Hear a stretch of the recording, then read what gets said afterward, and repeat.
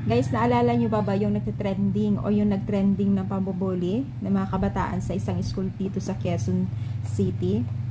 Magandang balita guys dahil 3 days ago ay nagpahayag po ng mismong school kung saan naganap yung bullying talaga ng mga kabataan na ito ay nanawagan sila at pinablik nila na nakikipag-isahan sila sa isang kabataan na bully at iniimbestigahan po nila hinihimay nila yung proseso o yung kaganapan na iyon. So, naniniwala sila na magtiwala tayo sa kanilang kakayahan upang imbestigahan yung kaganapan na yun. Kasi, guys, talaga ngayon ang pambubuli. So, parang hindi na normal. Parang kumbaga nagiging normal na po sa mga kabataan yung pambubuli nila kaparehas na kabataan, diba? So, syempre, yung mga hindi masyadong umiimik, ay talagang pinagtitripan nila yung mga hindi lumalaban, ay talagang pinagtitripan nila. So kagaya dun sa babae na yun, di ba, pinagtulungan talaga. Pero syempre guys, no,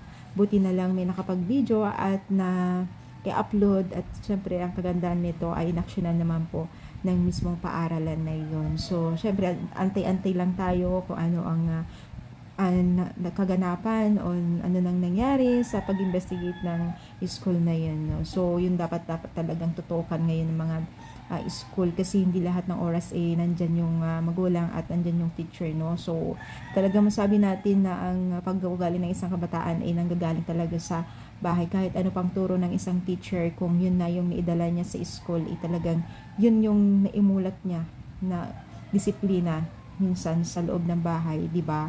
So bilang isang nanay, napakahalaga ng isang magulang na i-guide, pagsabihan ng bawat kilos ng bata, lalo't kung hindi kaaya-aya, no? So ano masasabi niyo sa video na ito? Syempre pa-comment, pa-like and pa-share na rin po.